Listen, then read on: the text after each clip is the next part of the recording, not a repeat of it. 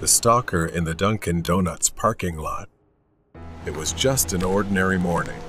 My usual routine, a quick coffee stop at Dunkin' Donuts before heading to work. I don't go there every day, only when I feel like treating myself. Today, I decided to visit my usual spot. The store was busy, as expected, with the familiar noise of orders and chatter filling the space. I lined up, placed my order, and within minutes, I had my coffee in hand. As I stepped out of Dunkin', the sun was high, and the parking lot was crowded. People were rushing off to work, grabbing breakfast, nothing unusual, except for one thing. There was a man standing near my car. He wasn't doing anything, just standing there, near the passenger seat, wearing a black coat, with his head slightly tilted as if listening to something. I tried not to think too much about it. People do weird things sometimes, right? Maybe he was just waiting for someone. I pressed the unlock button on my remote, the faint beep cutting through the quiet, and I headed for the driver's seat. The plan was simple. Get in, start the car, drive off, and forget about it. As soon as I got inside, an uneasy feeling ran down my spine. I put the key in the ignition, and just as I was about to start the car, the passenger door opened. The man got in. For a second, I just stared, frozen in disbelief. He didn't look at me. He didn't say a word. He just sat there, staring out the window. My heart raced. I didn't understand what was happening. I turned to him, my voice shaky. "I think you're in the wrong car." Silence. He didn't even acknowledge me. The tension was palpable. I said it again, louder this time. "You're in the wrong car." Still nothing. He just stared out the window, his expression blank, detached. That's when the fear set in. I told him to get out or I'd call the police. My voice was firmer now, desperate. And then it happened. Without warning, he turned toward me, glaring. His hand shot toward the ignition, and before I could react, he grabbed my keys. For a moment, we struggled. He held my keys in a tight grip, and before I knew what was happening, he swung at me, using the keys as a weapon. He swung it toward my face. I dodged, but I knew I had to get out of there. I pushed open the driver's door and bolted. I ran, gasping, panicking, not stopping until I was back inside Dunkin' Donuts. I grabbed my phone and called 911, barely able to explain what had just happened. Through the large glass windows of the store, I saw him driving off in my car, disappearing down the street. The next few minutes were a blur.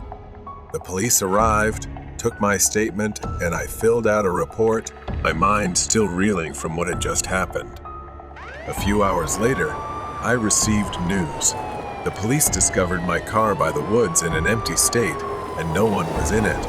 But something felt off.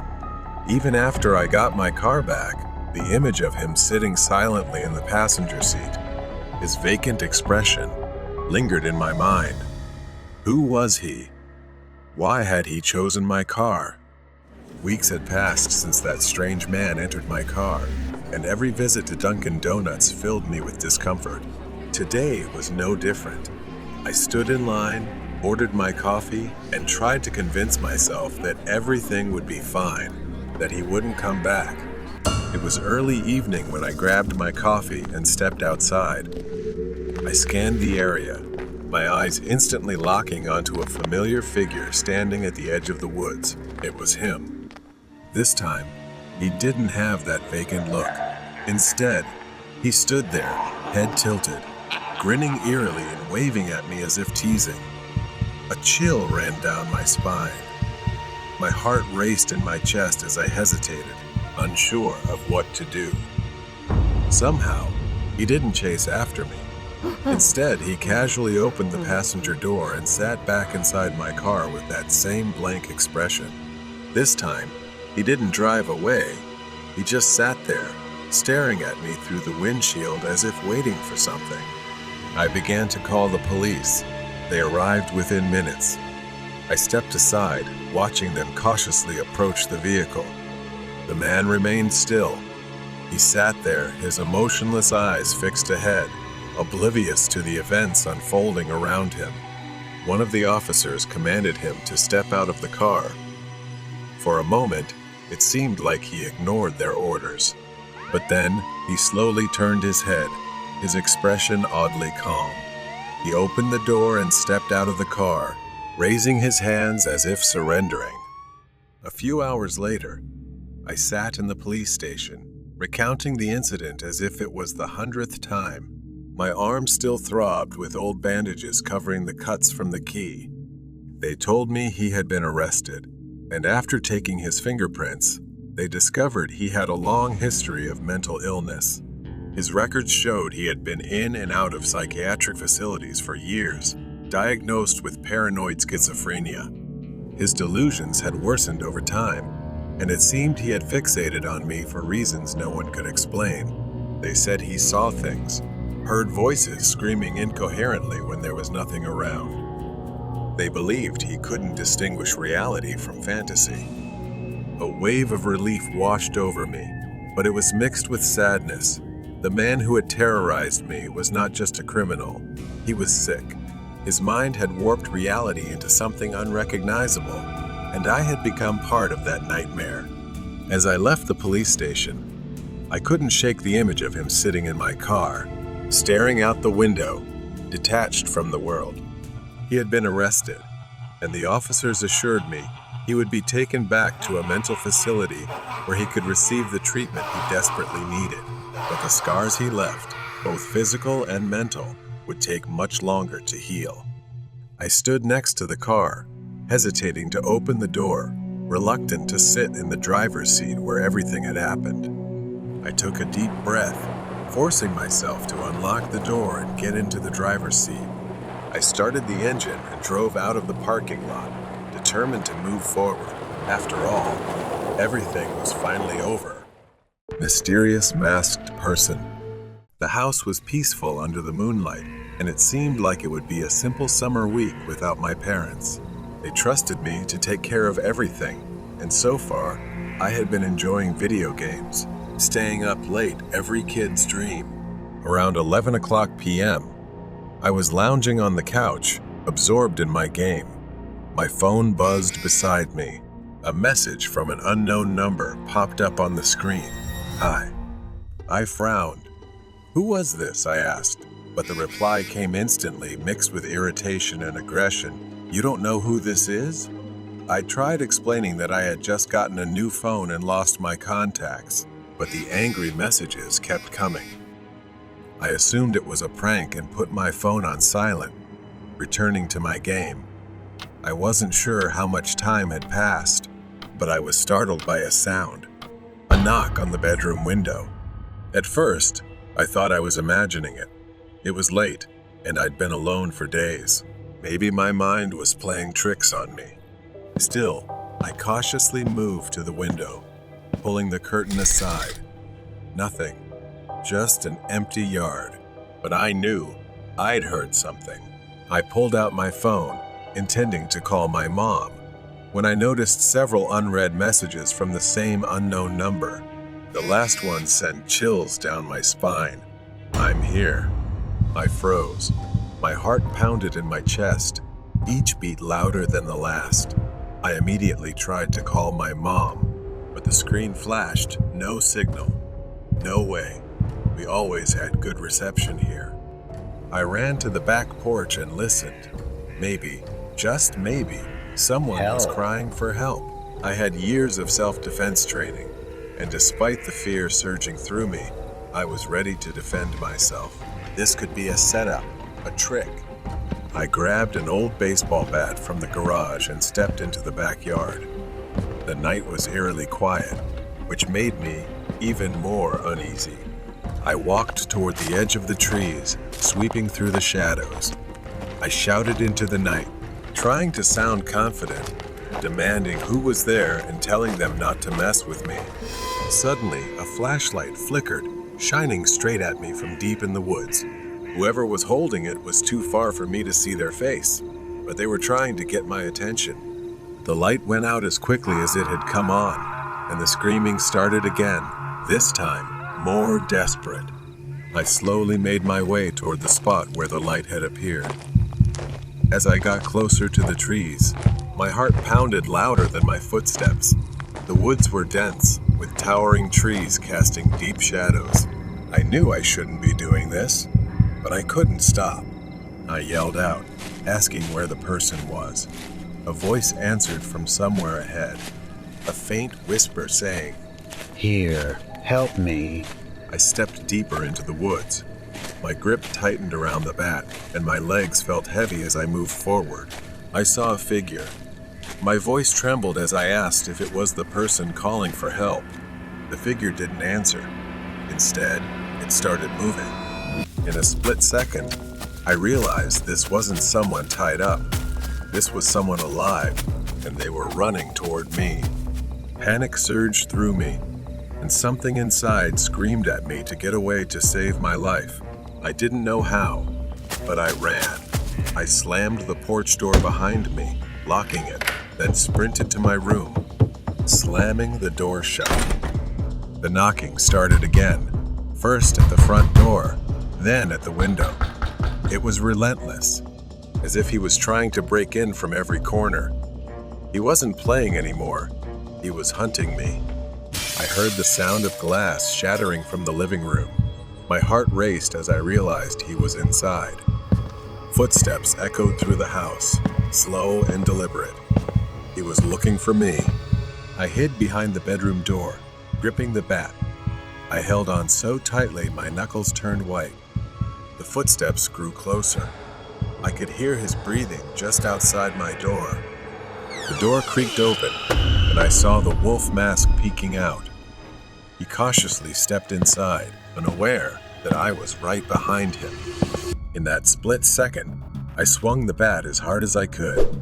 It slammed into his head. He collapsed to the ground, and I didn't stop. I swung over and over until I was sure he wouldn't get up. The house was now quiet after the chaos. Inside, everything was still. The intruder in the wolf mask lay motionless on the floor, while I stood over him, panting, hands shaking as I gripped the bloodied bat. I stared down at the man, his body sprawled across the floor. The wolf mask, now cracked, still covered his head, hiding his face. For a moment, I froze, unable to process what I had just done. My phone still had no signal, but I needed help. I needed to get out of there. I rushed to the landline in the kitchen, my hands trembling uncontrollably as I dialed 911. I struggled to find the words, pressing the phone tightly to my ear, trying to calm down. I glanced back at the hallway leading to my bedroom, terrified that the masked man would get up again. The distant sound of sirens broke the silence of the night. Red and blue lights flickered across the walls as the police car stopped in front of the house. Their grim faces approached the door as I shakily opened it. The officers stepped inside, examining the broken glass, the signs of a struggle, and finally, the man lying on the floor. One officer knelt down, checking for a pulse. He said, "You did the right thing," as if he had seen this horror many times before. They told me to sit down and breathe, but I couldn't focus on anything except that mask, the wolf mask. Why? Why did he choose to wear it? The unconscious man was lifted onto a stretcher. His mask still hadn't been removed. My mind was still reeling from the events that had just unfolded. The next morning, I was at the police station. The officers asked me about the man, whether I had ever seen him before. I shook my head, explaining the messages, the strange knocks, and the wolf mask. Then, they told me his name was Thomas, and he had been on the run for years. A detective handed me a file filled with old newspaper clippings and photographs. The story they told me was chilling. Thomas had a disturbing past. Years ago, he had committed a series of home invasions in nearby towns. He would stalk his victims for days, learning their routines before making his move, and he always wore a mask to cover half his face. But it wasn't just any mask. The wolf mask had become his signature. In every report, survivors described the same thing. A tall man in a wolf mask, terrorizing families, always escaping before the police could catch him, until now. The final piece of the mystery was revealed when the detective, now more familiar with Thomas's case, explained why he chose the wolf mask. The detective slid a newspaper article toward me. It had a blurry photo of the wolf mask next to a headline that read, "Wolf Stalker Evades Capture." The detective said the wolf represented a predator, a cunning hunter. Thomas saw himself as the wolf, and his victims were the prey. It terrified me to think about how long he might have been watching me, waiting for the perfect moment to strike. He had been toying with me, like a wolf plays with its prey. That night, back home, I sat alone in the living room, the faint hum of the TV filling the silence. My parents wouldn't be leaving me alone for a long time after this. The mystery of why he wore the mask had been solved, but the fear of that night still lingered. I didn't know if I would ever feel truly safe again, but one thing I did know, I would never forget the image of that cracked wolf mask lying on the floor. Mysterious driver in the desert. Gavi was driving down an empty desert highway, stretching for miles, barren and silent. He had been driving for hours. The only sound was the crackling of his car's radio, which seemed to be breaking down, with only static and the occasional country tune. This was one of the rare times Gavi passed through here. He glanced at his dashboard map. No towns, no gas stations for miles. Just an empty, desolate road. As Gavi approached a small hill on the road, he felt a sense of relief. The slight slope broke the endless flatness, providing a brief change. But as he went downhill, something caught his attention in the distance. At first, he couldn't tell what it was. Just a shape, a dark figure faintly illuminated by the moonlight. But as he got closer, the figure took form of a person standing on the side of the road. Gavi slowed down, squinting to get a better look. It was a woman, standing alone in the middle of nowhere. She wore a long white dress and had pale skin. Her long black hair hung over her face as if soaked in water. Gavi muttered, wondering what she was doing out here. There was nothing for miles. No cars, no houses. How did she even get here? Gavi slowed the car further, considering whether to stop. Maybe she was lost.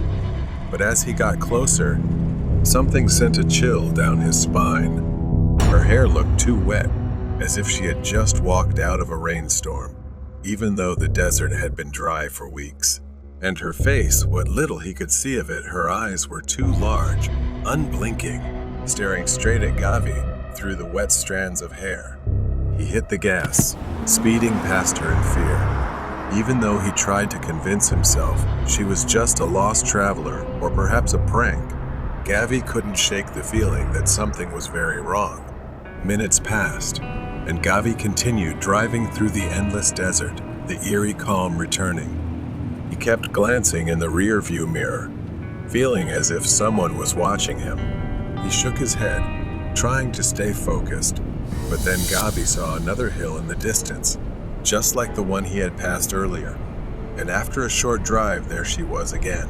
The same woman, the same white dress, the same wet hair covering her face. But this time, she was closer to the road, and her smile was even wider, more unnatural. Gavi couldn't believe his eyes. How could she have gotten here before him? There was no way she could have moved that fast. He didn't think twice and slammed his foot on the gas, speeding forward to get past her. This time, Gavi didn't dare look back. Another hill appeared ahead, and the familiar fear tightened in Gavi's chest. He didn't want to go over it, didn't want to see her again, but he had no choice. His worst fear came true. She was there again, standing and waving at him. her smile now impossibly wide, stretching nearly from ear to ear, and her cold, soulless eyes stared directly at Gavi. Maybe she was some sort of hallucination conjured by his imagination. No matter how much he tried, the fear continued to gnaw at him. He had heard the stories of haunted highways, of strange ghosts appearing to night travelers, but he had never believed them until now. He couldn't keep driving and needed to stop to escape this cursed road. But there was no exit, no rest stop. Gavi felt trapped with no way out. And then, the radio started crackling again. He reached out with a trembling hand to adjust the dial. But before he could turn it off, Gavi felt something cold touch the back of his neck. He froze. Reaching from behind the driver's seat was a pair of pale white hands. The fingers wrapped around his face, slowly digging their nails into his skin. Gavi was now about to face something he didn't understand, and he still had a secret he was hiding. Mysterious driver in the desert. Those fingers, they were slowly tightening around Gavi's face. They were icy cold. Cold like the touch of death itself. He was frozen in place. Slowly, with fear creeping down his spine, he turned to look. Gavi couldn't see the face those hands belonged to, but he had the sense it was a woman. Was it the woman? The one he'd passed many times on the highway? His mind was flooded with horror. The car swerved violently as the grip on him tightened. The tires screeched against the road. The car was losing control. The car veered off the highway, crashing into the rocky terrain with a sharp, grating sound. The impact was brutal, throwing him against the steering wheel as the airbag deployed. Pain surged through his body.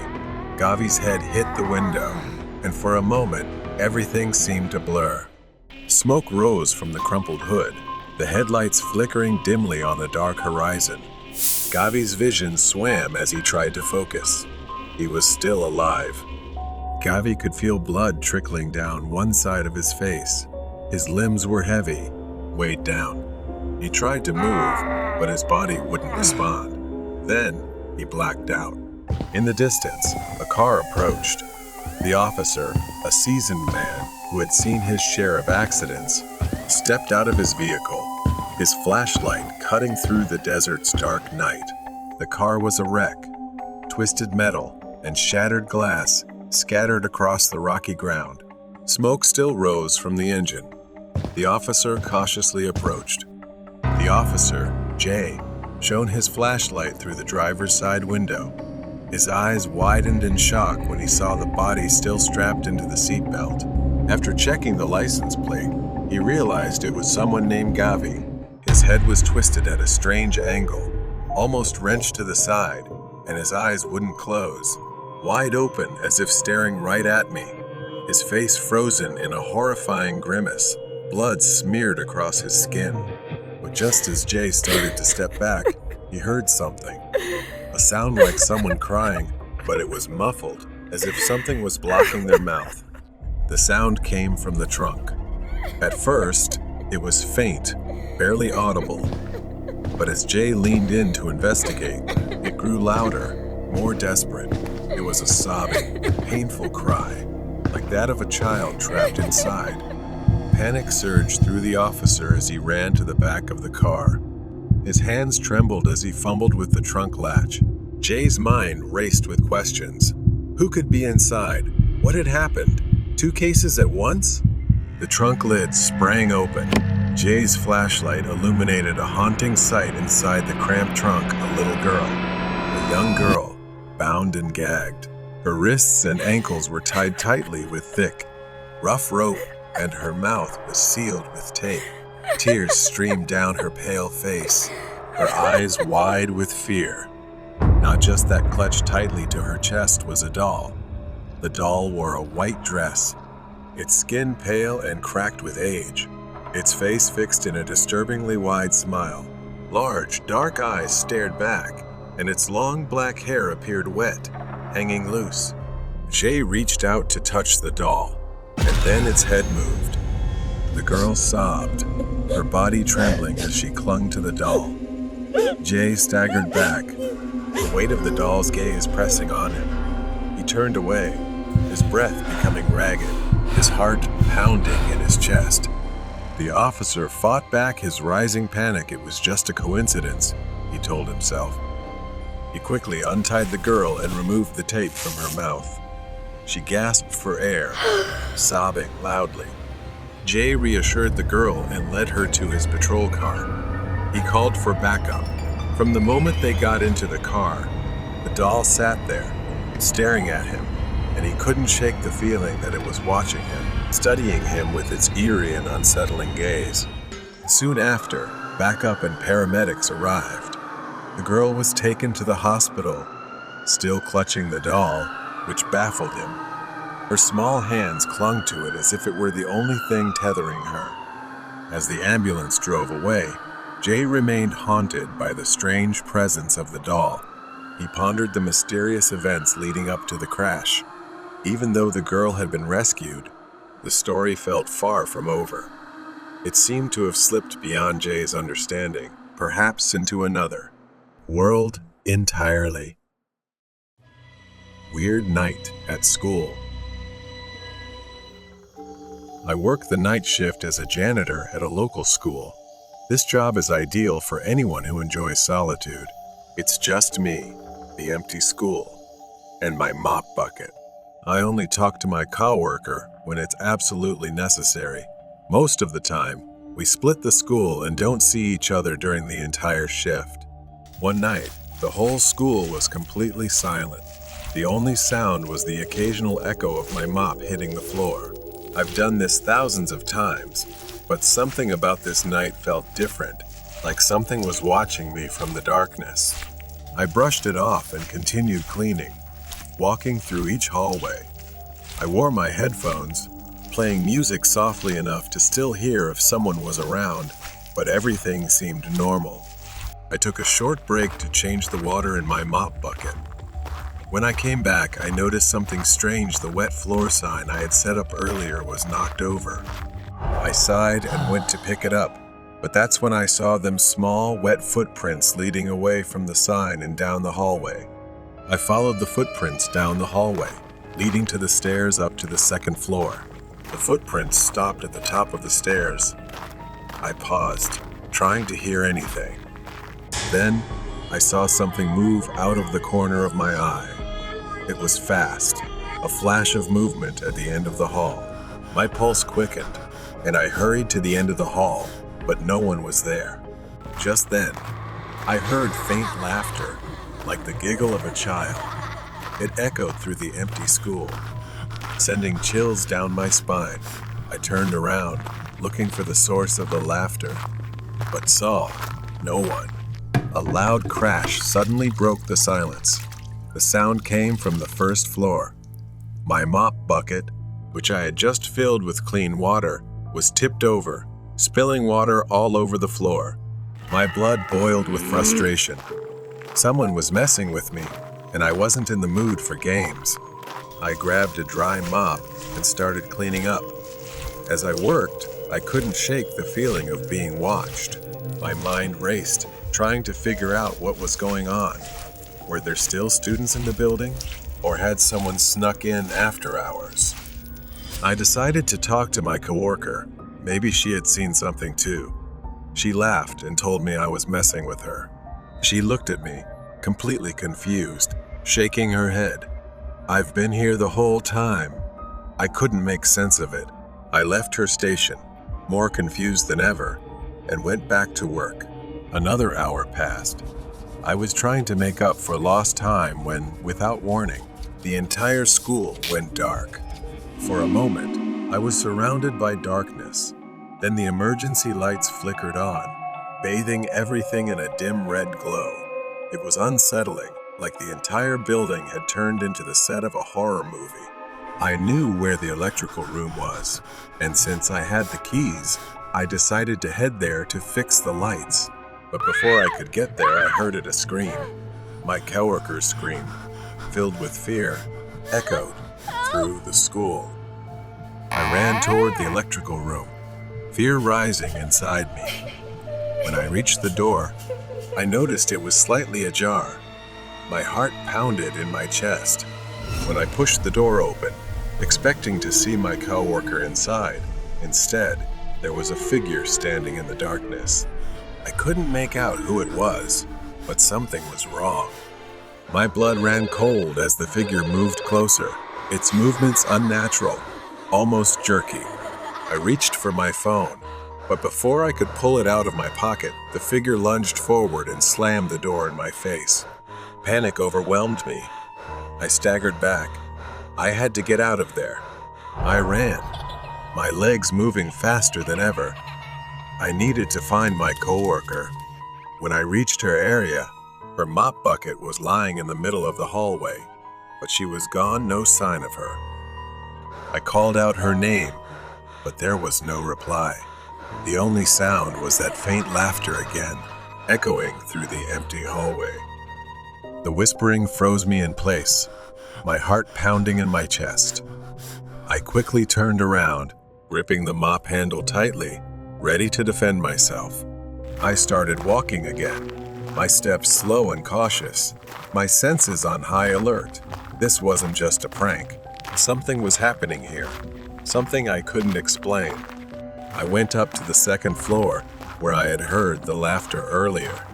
As I ventured further down the second floor hallway, I noticed something strange. The wet footprints, the same ones I had seen earlier, were back. I froze, staring at the small, wet prints that seemed to be coming toward me. I ducked into the nearest classroom, slamming the door behind me. I leaned against it, trying to catch my breath, my hands trembling. The silence was suffocating, pressing in on me from all sides. That's when I saw the blackboard. Written in large, jagged letters were the words, "Hello." I hadn't seen that before. Someone had been in here, but I hadn't heard anyone enter. Suddenly, I heard the door rattling. Something was trying to get in. The doorknob twisted hard, and the door shook as if someone or something was pounding on it. I backed away, gripping the mop handle like a lifeline. The banging stopped. Silence returned, but the tension in the air remained. I slowly crept toward the door, pressing my ear against it. Nothing. I reached for the doorknob, turning it as gently as I could. I cracked the door open just a little and peeked out into the hallway. I cautiously stepped out, looking around for any sign of movement.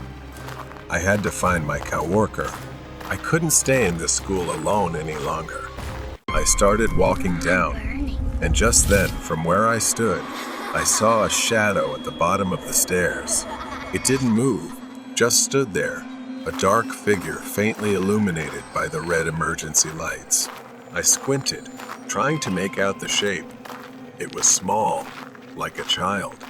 As I got closer, I could see more clearly a young boy, maybe 13 or 14, standing with his back to me, wearing a torn school uniform.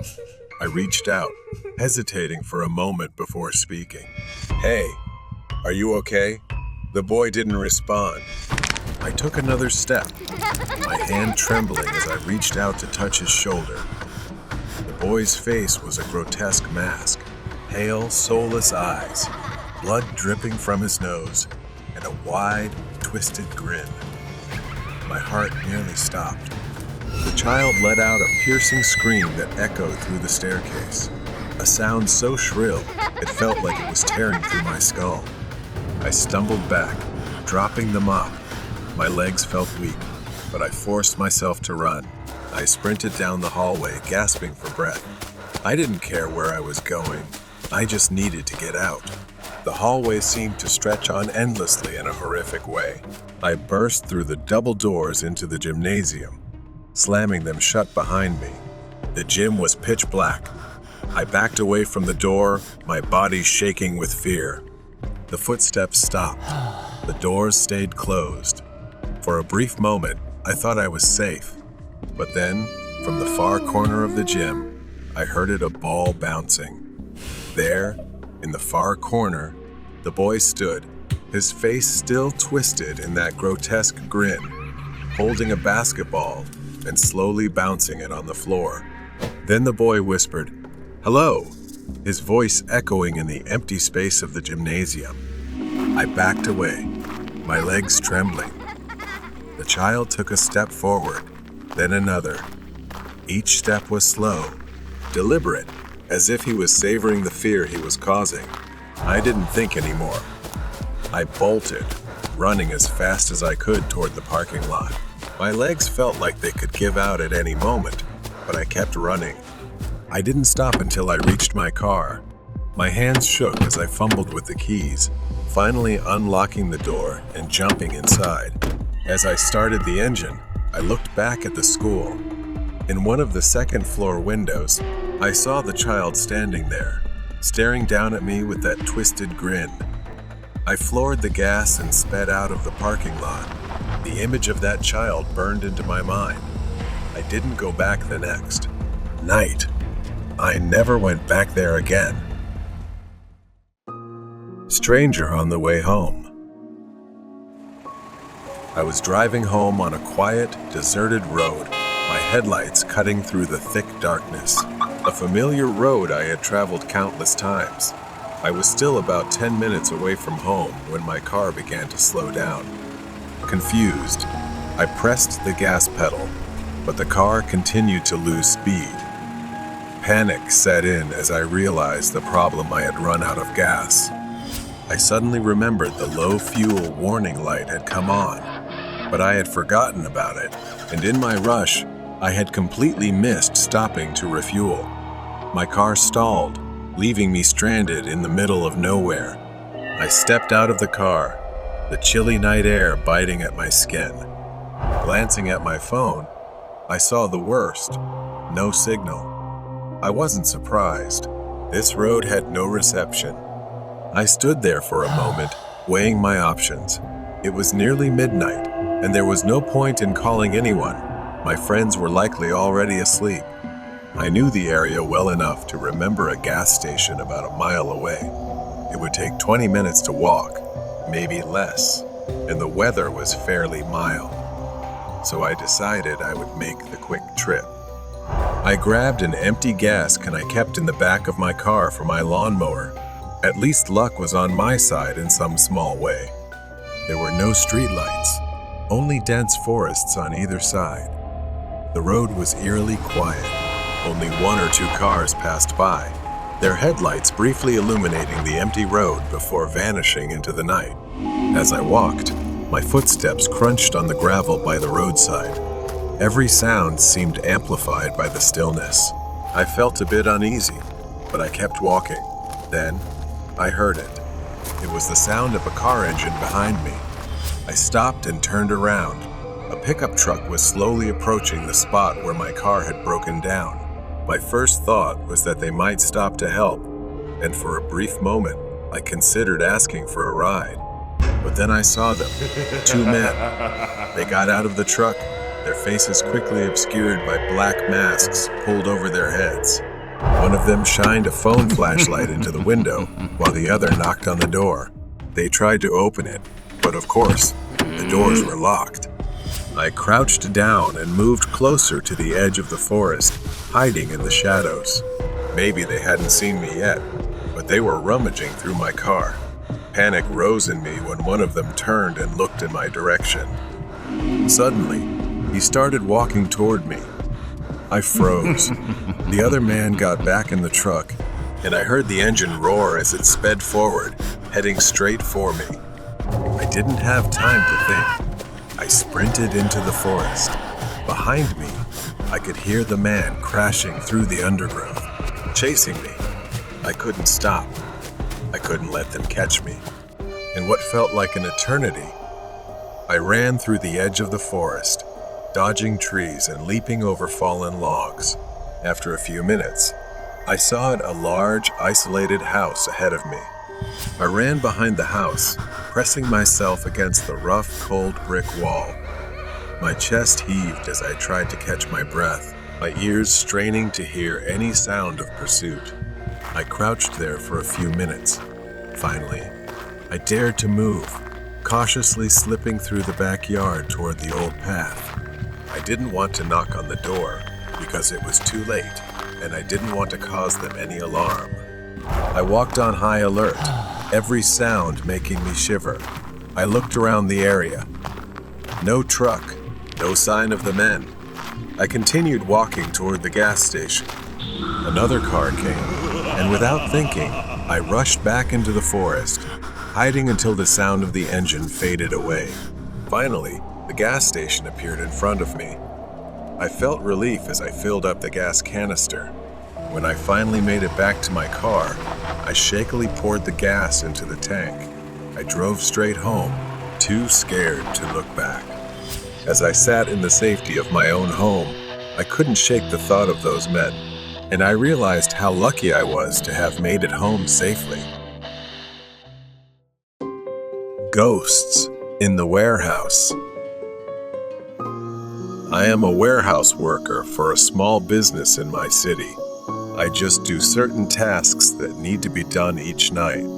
I unload the goods that are delivered and place everything in its proper place. Most of the time, I just wear headphones and listen to music while I work because the warehouse isn't too big. It's rare for someone else to be working overnight with me. The night drags on slowly. The warehouse is eerily quiet, with the only sound being the creaking of the old building. My shift started at 10 o'clock, and there were perhaps some knocking sounds between 12 o'clock and 1 o'clock a.m. I stopped, took off my headphones, and tried to listen to the sound again, but it had stopped. As I returned to work, the knocking resumed, this time louder, more persistent. I froze. Facing the source of the sound, a narrow, dark aisle flanked by towering shelves. The knocking stopped when I reached the aisle, leaving only darkness. As I neared the front of the warehouse, I noticed the front door slightly ajar. Confused, I recalled that I had locked it when I arrived. I walked up and pushed the door open, finding the latch broken. I quickly locked the door again, this time jamming a nearby metal bar against it for extra security. But the gesture felt futile. Determined to finish my shift, I returned to my duties, but my focus was shattered. Every creak of the building, every flicker of the lights felt like a warning. Suddenly, the overhead lights flickered and went out, plunging the warehouse into darkness. I pulled out my flashlight to cut through the blackness. The beam revealed only empty aisles, but the feeling of being watched lingered. As I moved through the warehouse, the flashlight caught fleeting glimpses of shadows darting out of sight, too quick to be fully seen. My fear surged as I raced towards the front door. I saw the metal bar I had wedged into the door bent and twisted. I turned to face the darkness, the flashlight trembling in my hand. The light revealed a tall, indistinct figure watching me from the shadows. I started breathing rapidly. The figure moved slowly towards me, its footsteps echoing loudly in the silent warehouse. In a last desperate act, I threw the flashlight at the figure and dashed into the darkness, hoping to find another way out. My frantic sprint led me to the back door of the warehouse, but just as I was about to escape, the door slammed shut, as if someone from behind had done it. I panicked and turned around, but as I was about to run back, my flashlight suddenly flickered back on, illuminating a reflection of myself in a large mirror hidden behind some old boxes. But it wasn't me. A darker version, with a blurred face, slowly raised its hand, moving while I stood frozen. It seemed to be hypnotizing me, trying to pull me somewhere. It said, "Follow me," and then gave a terrifying smile. I stumbled, too frightened to think, and grabbed the door handle, yanking it with all my strength, then ran outside, gasping for air as the fog seemed to swallow me whole. As I ran, I heard footsteps again, echoing through the mist. Help! I turned around, but the warehouse was almost invisible through the thick fog. I collapsed to the ground, exhausted, as I turned back to face whatever was chasing me, but there was nothing there. I pulled out my phone and called the police, trembling with fear. When they finally arrived, they thoroughly searched the warehouse, but found no trace of an intruder. If I hadn't realized the door was broken, I would have faced that strange thing directly, with no way of knowing what would have happened. Although unlikely, I can't shake the feeling that it's still chasing me. So I quit the job, hoping I'll never encounter it again. Intruder from the garage. It was just another long, dull day at school, but as I walked home, the excitement of Friday relieved me. Tomorrow was a day off from school. Finally, I could relax. As I approached home, I noticed something strange. The garage door was wide open, and the light inside was still on. My dad had left early that day for a business trip, so he must have rushed and forgotten to close it. I didn't think much of it at the time. I went into the garage, turned off the light, and pulled the door shut behind me. The silence of the house welcomed me as I stepped inside, and the thought of having the whole place to myself felt like freedom. My mom had gone to a friend's house for the evening, so I settled in for a night of video games and movies. Hours passed as I immersed myself in my game. The house was quiet except for the occasional noise from the TV. I decided to get a drink, and as I walked into the kitchen, something caught my attention. The light in the garage was on again. I paused. A strange, eerie feeling washed over me. Had I forgotten to turn it off? Or had my mom come home? But I hadn't heard her come in. My heart began to race as I approached the garage door, my footsteps feeling heavy. As I stepped into the garage, every drawer in my dad's workshop was open. His tools were scattered across the floor as if someone had frantically searched for something, but there was no one here. I quickly turned back inside, locking the garage door. Something was wrong. I could feel it. I prepared to head back to the living room, planning to try to watch TV to calm down. Then, from behind me, I heard the garage door handle rattle violently. I froze, staring at the door, watching it shake harder, as if someone on the other side was desperately trying to get in. I grabbed my phone, my hand trembling as I realized I needed to get out of the house. In my panic, I didn't notice that the noise had suddenly stopped. The silence was chilling. It was too quiet. I ran straight for the front door. My only thought was to escape. But as I stepped into the living room, I froze in my tracks. He was there, a large man, his back turned to me. In his hand, he gripped a hatchet, likely taken from my dad's workshop. I held my breath, terrified he would turn around and see me. The TV was still playing, masking the sound of my footsteps, and I knew this was my only chance. Going back upstairs was impossible. I quietly turned around and headed for the back door, trying to remain calm. Once outside, I didn't stop running. I hurried to my neighbor's house, knocking on the door until they let me in. I waited there, heart pounding, watching my house from across the street as I prayed the intruder wouldn't come looking for me. I knocked on my neighbor's door, my heart racing, breath coming in gasps. It felt like an eternity before Mr. Thompson finally opened the door, his face etched with confusion.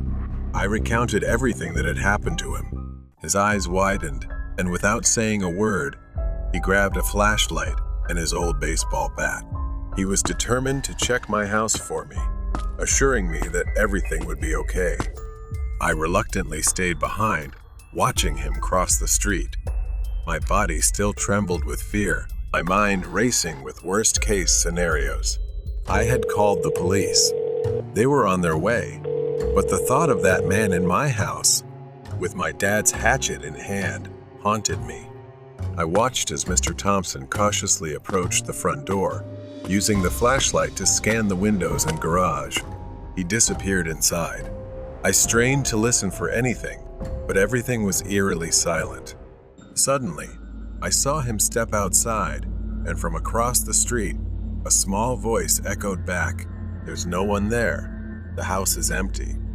A wave of relief washed over me, but I still needed to remain vigilant.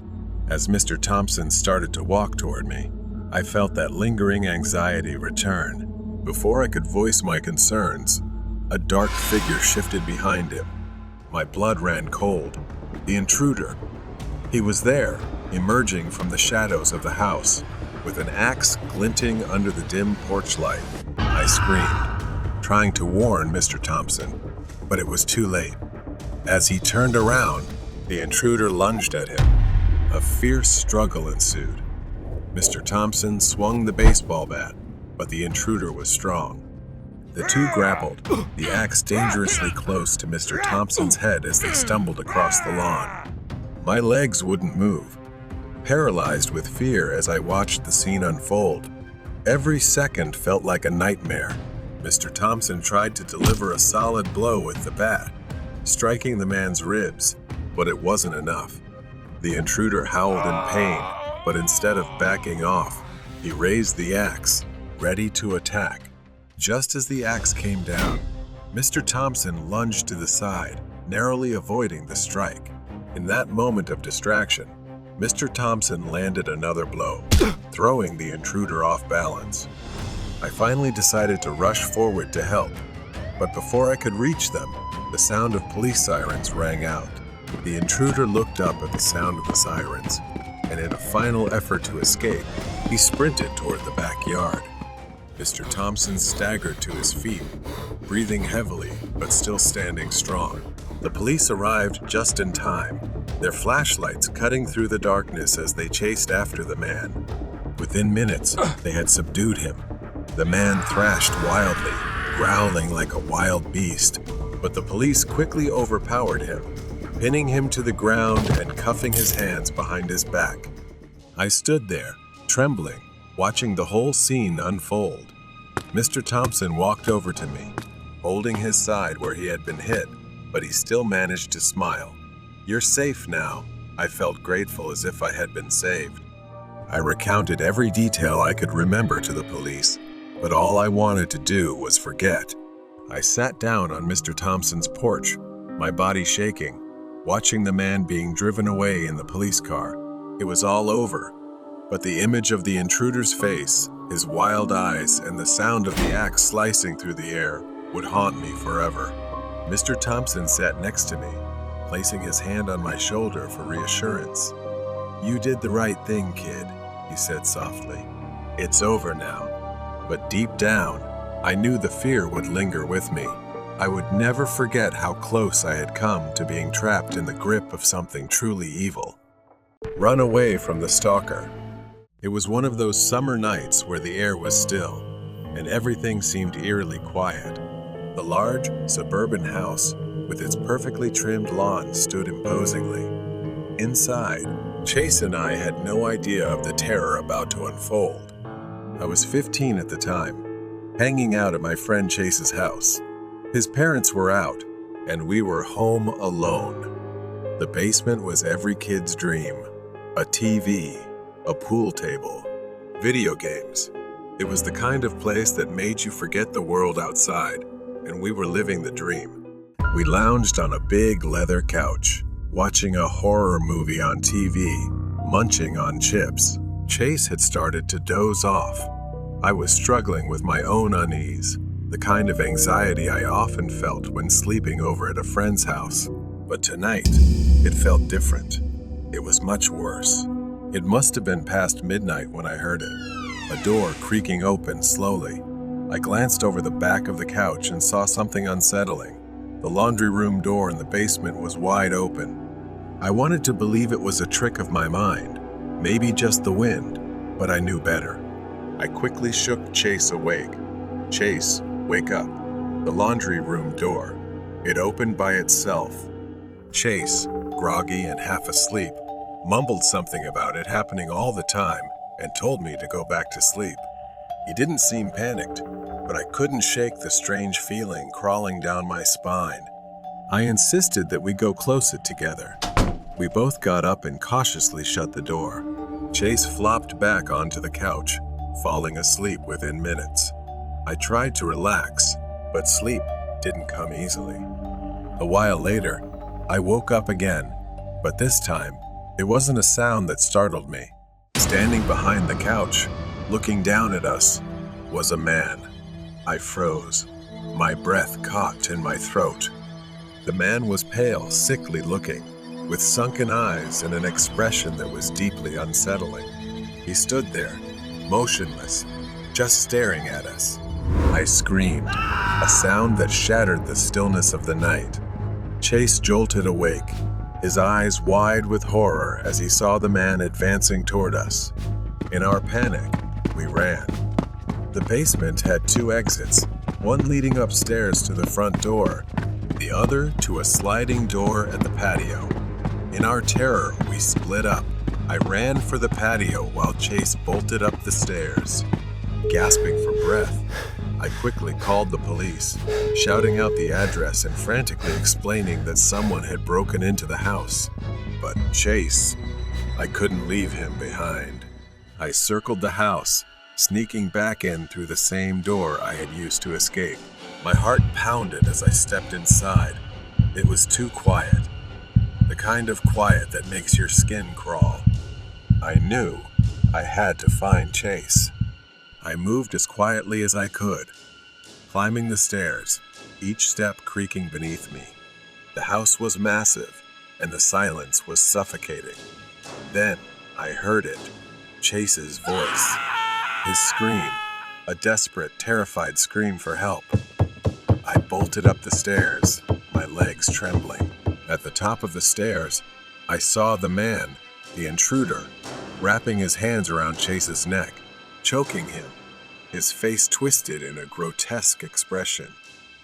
Chase's eyes were wide, his face flushed as he struggled to breathe. I grabbed the closest thing I could, a heavy sports trophy from Chase's room. Without thinking, I charged at the man. I swung the trophy with all my strength, smashing it into the back of the intruder's head. The man collapsed to the floor, and Chase fell with him, gasping for air, but alive. We didn't wait. We ran outside, not stopping until we reached Chase's treehouse. There, we hid, waiting for the sound of sirens. Chase was still trembling, rubbing his neck where the man's hands had gripped him just minutes earlier. We sat in silence, too afraid to speak. I looked out through the small window in the treehouse, scanning the yard for any sign of movement. The house looked eerily still, as if nothing had ever happened. Chase whispered, "What do we do now?" I had no answer. All I knew was that I couldn't let him go back inside. Suddenly, a faint rustling came from the direction of the house. I held my breath, straining to listen. At first, it was soft, like footsteps on grass. Then, I saw him, the man. He was slowly walking across the yard, his movements deliberate. His sunken eyes stared straight ahead, almost robotic, as he made his way toward the treehouse. I grabbed Chase's arm, pulling him away from the window. "He's coming." We both backed into the corner of the tiny treehouse, barely breathing. The man's footsteps grew louder. Now I could hear him, crunching on the gravel path leading to the treehouse ladder. The creaking of the ladder made me jump with fear. He was climbing. I could feel the weight of him pressing down on the structure as the treehouse swayed with each step. Chase looked at me, eyes wide with terror. I had to do something. I scanned the cramped space, frantically searching for anything I could use as a weapon. My eyes landed on a rusty toolbox Chase's dad had left there months ago. I grabbed a metal rod nearby, gripping it tightly in my trembling hands. The man's hand appeared at the edge of the treehouse entrance, his fingers curling around the wooden frame. I swung the rod down with all my strength, The man let out a groan of pain, lost his balance, and fell backward off the ladder. He hit the ground hard. I grabbed Chase, and we scrambled down, running as fast as we could toward the house. My mind raced. Where could we go? The man had fallen, but he wasn't dead, and I knew it wouldn't be long before he got up again. Panting, I pulled Chase toward the side of the house, where thick bushes and overgrown trees hid us from view. We crouched down, trying to catch our breath. Suddenly, headlights appeared in the distance, the sound of tires crunching on gravel. It was the police. I whispered to Chase to wave for help. We stood cautiously, peering around the bushes. The man was nowhere to be seen. I signaled to Chase to follow me. We darted toward the driveway as the police car came to a stop. Relief washed over me as two officers stepped out, immediately scanning the area. I shouted, "He's still here!" "He's..." Before I could finish, a man emerged from the shadows, appearing from the side of the house. His movements were slower, more deliberate. Blood dripped from a gash on his head. The officers drew their weapons, ordering him to stop. But he didn't listen. He kept walking toward us, his eyes locked on Chase and me. The man ignored them, continuing his slow, deliberate walk. And then, without warning, he charged at us in a terrifying sprint. A gunshot from the police tore through the night. The man staggered, collapsing to the ground, gasping for breath. A wave of numbness washed over me. It was finally over. That night, as Chase and I sat in the police station, I learned that the man was a drifter, living in abandoned houses across the city. He was mentally unstable, with a history of violent behavior. But the most chilling detail? In his pocket, they found a crumpled old photograph. It was of Chase's house. The man had been watching us for a long time. Chase and I stood outside the police station, waiting for our parents to arrive. The terror of the night still weighed heavily on us. It served as a reminder that real horror doesn't always come from the darkness. Sometimes it's standing right behind you, watching. The ghost of a mother in the forest. I was never someone who truly believed in ghosts. I always thought they were just products of imagination, created to explain the unexplainable. But everything changed when I was in that cursed forest. It was supposed to be a normal overnight trip, and quite an easy one. The locals whispered about the forest being haunted, but I didn't pay much attention to that. The road was rough, and the darkness grew thicker as I drove deeper into the forest. My headlights barely cut through the fog, so I had to be more careful. Then suddenly, she appeared. An old woman stood in the middle of the road, hunched over, her eyes fixed on me as I stopped. I honked, but she didn't seem to hear, so I opened the door and shouted for her to move so I could pass. She didn't react at all. Instead, she slowly turned, looked straight at me, and asked, "Have you seen my daughter?" She kept asking, her voice growing more desperate. Then suddenly walked away, sobbing, leaving me confused and shaking. In my mind, I tried to dismiss the encounter with the woman as I continued my journey, but her words kept echoing in my head, gnawing at my sanity. When I finally made it out of the forest at dawn, I stopped at a small grocery store. The shopkeeper was kind, and I chatted with him for a while. But as I looked out the window, I saw her again, standing at the edge of the forest, staring at me. Fear started to creep in, and that's when the shopkeeper told me about her. He said that she had lost her mind after a tragic accident and now wanders the forest, searching for her long-lost daughter. I dismissed the story again, thinking it was just a coincidence. That night, as I drove back through the forest, the rain started pouring down heavily, making the road more dangerous. But I kept going, just wanting to get out of there as quickly as possible. Then, through the rain, I saw another woman. But this time, she wasn't alone, and in her arms was a child who looked frail, almost lifeless. I intended to drive past. I hesitated, but my conscience wouldn't let me. I stopped and asked if they needed a ride. She looked pale, like she'd been out in the rain for too long. She nodded gratefully and climbed into my car with the child in her arms. I handed them a towel to dry off, and then she directed me to a hospital. When we arrived, she quietly thanked me before heading into the building. I sighed with relief, but as I was about to leave, I noticed something in the back of the car. It was the black umbrella she had been carrying. It was still in my car, and when I turned to look back at the hospital, I was almost paralyzed with what I saw. I looked away for just a few seconds, and when I looked back, they were gone. It was as if they had vanished into the rain. Feeling confused, I decided it was best to leave as soon as possible. As I neared home, the rain was still pouring, and the parking lot was quite far from my house, so I had to use the black umbrella left in my truck. However, I felt a bit hesitant to use it, remembering that it belonged to the woman and her son, but I had no other choice.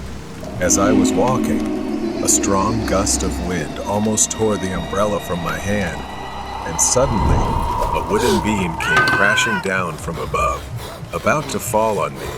It could have killed me, but the umbrella somehow pulled me to the side, saving my life.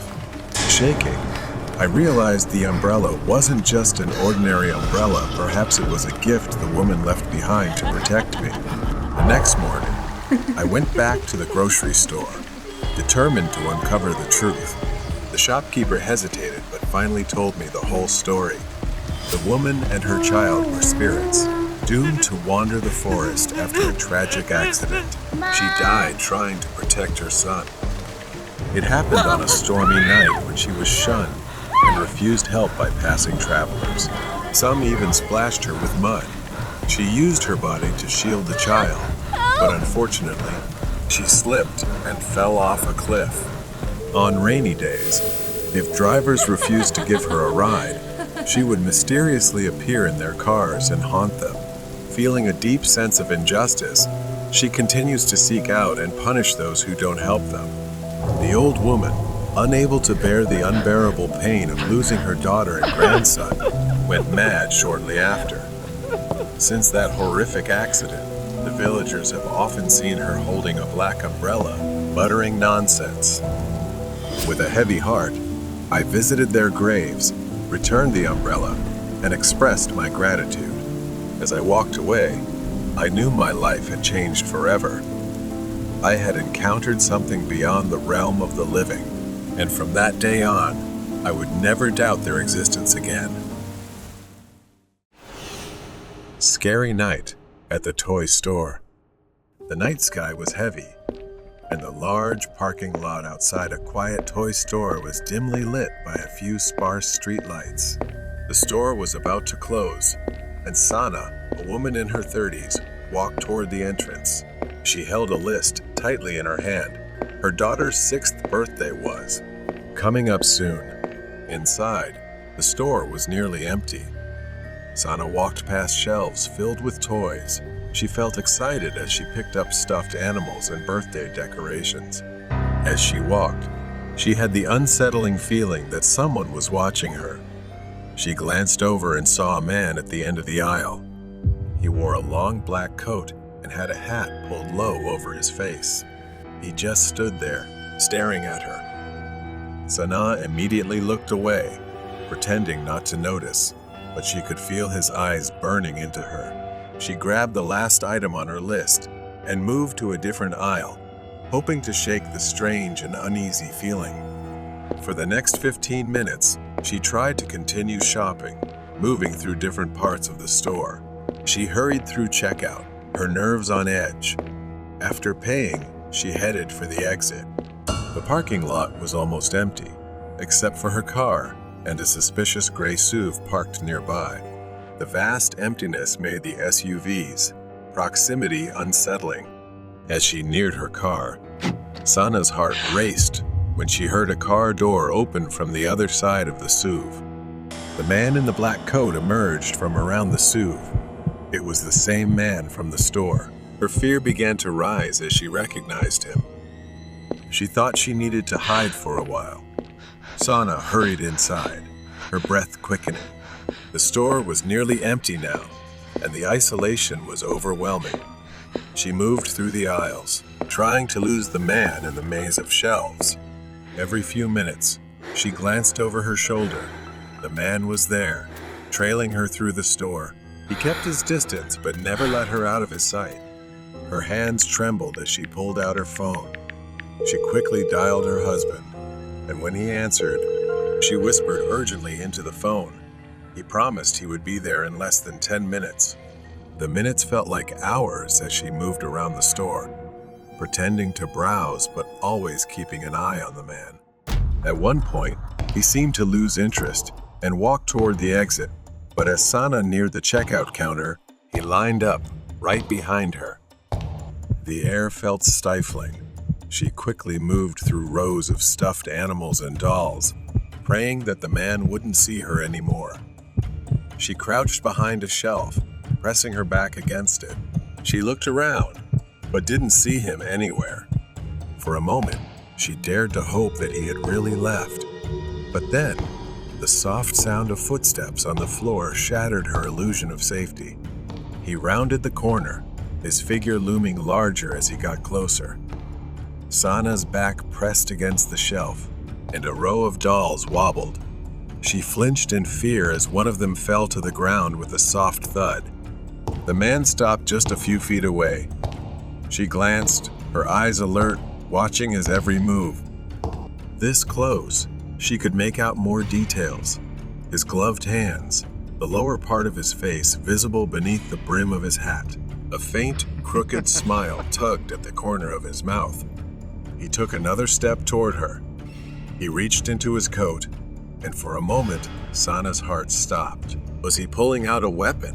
What was he about to do? Suddenly, headlights swept across the parking lot as a car pulled in. Sana's husband had arrived, and his car stopped right in front of the toy store. The man glanced toward the lights, his expression stiffening, growing cautious. He stepped back into the shadows as Sana's husband drew closer. Sana saw her husband get out of the car. He walked toward the store, his eyes scanning the parking lot for her. She seized the moment and ran past the man, her heart pounding as she sprinted toward the store entrance. She didn't look back, but she could feel his eyes burning into her as she escaped. Sana rushed through the front door of the store, running toward her husband. Her face was pale, and her hands were trembling, but she was safe. She collapsed into his arms, her breath coming in gasps as the fear that had overwhelmed her began to fade. Her husband looked past her, scanning the store for the man, but the parking lot had returned to its eerie calm. The man in the black coat had disappeared, melting into the shadows. Her husband gripped the steering wheel, ready to drive them home, but Sana couldn't shake the feeling that this wasn't over. Later that night, Sana's phone rang. It was a call from the local police station. The man had been caught. They wanted her to come in and give a statement. The man had been arrested just hours after leaving the parking lot.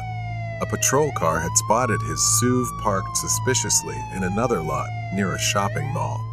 When the police approached him casually, he resisted arrest, acting erratically.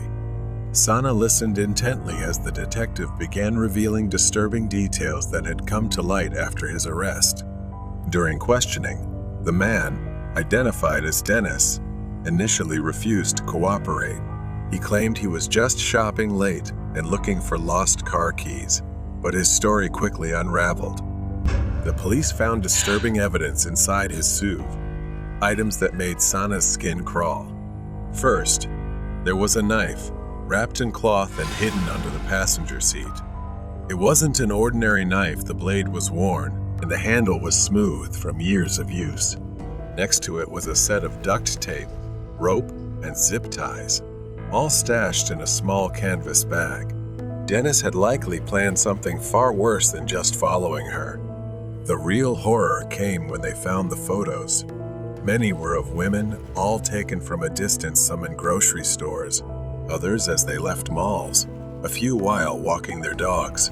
And then Sana's breath caught in her throat. Scattered among the pictures were photos of her, some from the toy store that night, and many others taken before. They were taken when she dropped her daughter off at school, when she went grocery shopping, and even when she left her apartment. Realizing Dennis had been following her for days, maybe weeks, made her feel sick. As the investigation continued, more terrifying truths about Dennis emerged.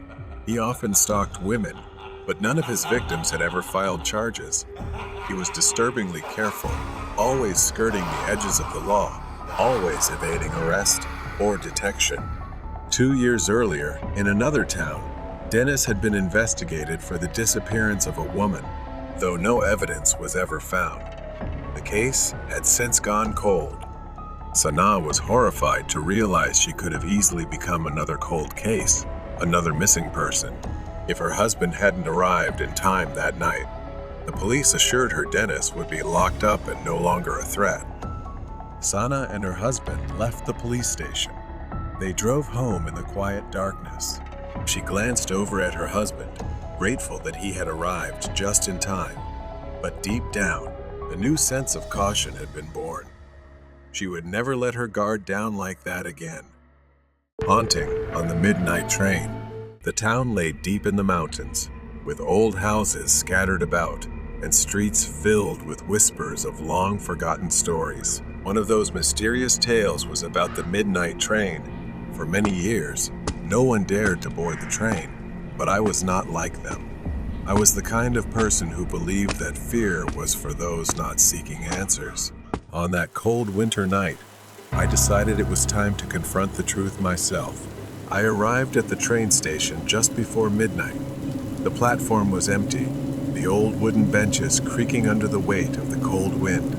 Flickering lights cast strange shadows. The ticket counter was manned by an elderly station master, his eyes glancing at me with a mix of concern and pity. "Are you sure about this, son?" I nodded, smiling confidently at him. "It's just a train ride. I'll be back." The station master sighed and handed me the ticket. I caught a glimpse of him muttering a small prayer as I walked toward the platform. The slow minutes dragged on as I waited.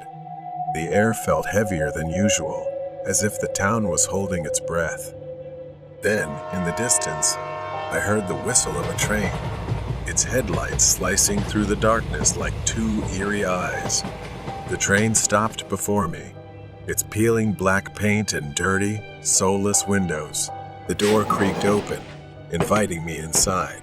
I hesitated for a moment, but then took a deep breath and stepped inside. The flickering lights cast long shadows across the old seats. The air was thick with dust and something else, something I couldn't quite identify. A feeling unnatural. As I walked down the aisle, I realized the train was empty.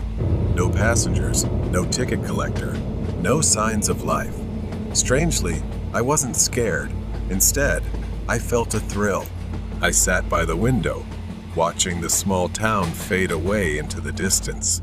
At first, everything seemed fine. The train accelerated, speeding through the night, but after what felt like hours, I noticed something was off.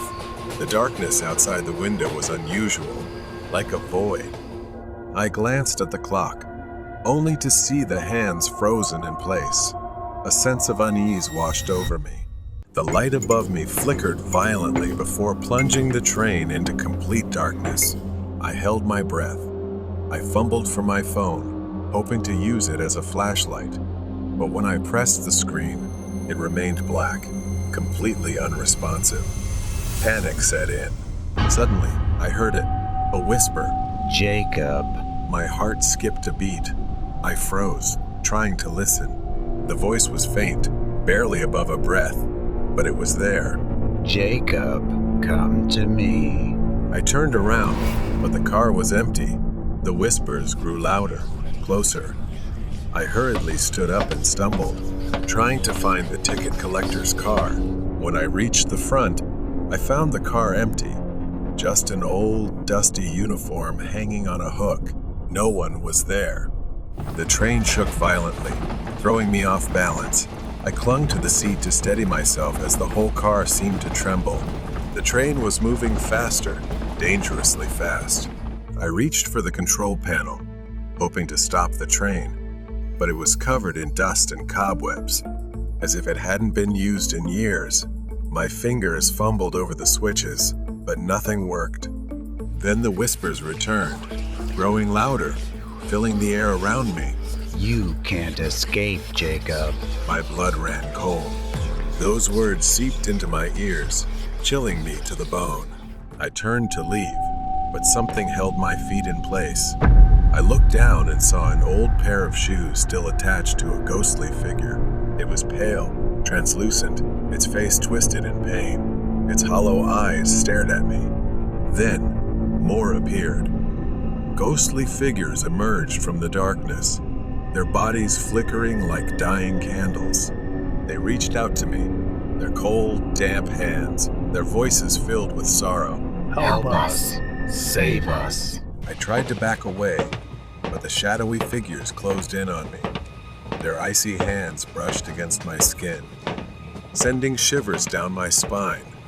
Desperate, I pushed them away, their cries echoing in my ears. I needed to escape now. At the back of the train, I found a locked door leading outside. I pounded on it, shouting, but it wouldn't budge. Then, in the corner of the car, I noticed a faint light. I knelt down and lifted a loose floorboard, revealing a hidden compartment. Inside was an old, dust-covered journal. The journal belonged to the original train conductor. He described strange occurrences and ghosts. His final entry spoke of a curse, a train cursed to hold the souls of the dead on board, and there was only one way to break it, by confronting the source of the haunting and seeking out the mirror in the car to destroy it. Determined, I followed through to the back of the train.